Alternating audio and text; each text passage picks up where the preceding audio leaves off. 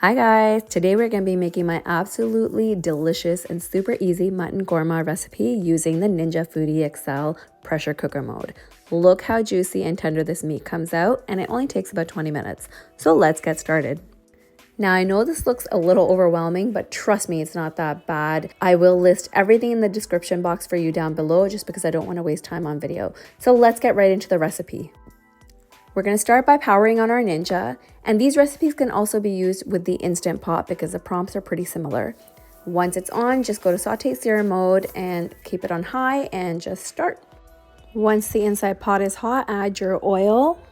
We're going to add a cinnamon stick, some green cardamom, star anise, some black cardamom, cloves, black peppers, cumin, bay leaves, and we're going to stir it all together and fry it up just until you can start to smell all that spicy goodness. Now you're going to add in your mutton. I'm using stewing cubes, but you can use whatever type of mutton pieces you'd like. And along with that, we're going to add in our ginger paste and our garlic paste. We're going to fry this all together until the meat has browned about 2 to 3 minutes, and once you're done, it should look something like this. At this point, we're going to add in our dry spices, starting with chili powder, turmeric, paprika, coriander powder, cumin powder, and some salt. Again, we're going to fry this for another 2 to 3 minutes. We just want to coat the meat with the spices really well. If you feel like the spices are sticking to the pot, just add a tablespoon or 2 of water.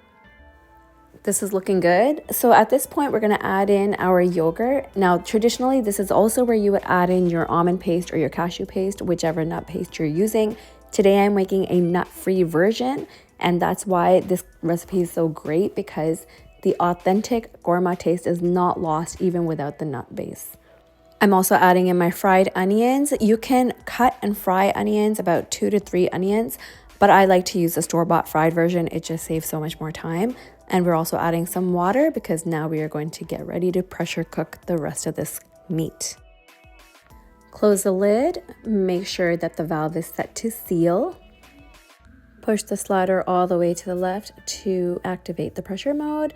We're going to pressure cook on high for 20 minutes.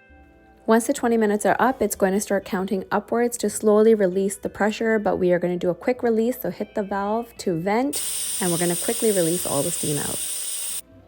All right, so let's take a look. That smells so good. I wish you guys could smell this through the video. I'm like ready to eat right now, but we're not fully finished yet. So let's get on to the next step. We are going to go back to saute sear mode, and I'm putting it on 2, so you want to keep it low. And we're going to add mace, nutmeg, garam masala, and a little kewra water. I'm also going to add in 1 cup of water. You can add more or less depending on the thickness that you prefer for your gravy. A handful of long chopped green chilies and some fresh cilantro coriander.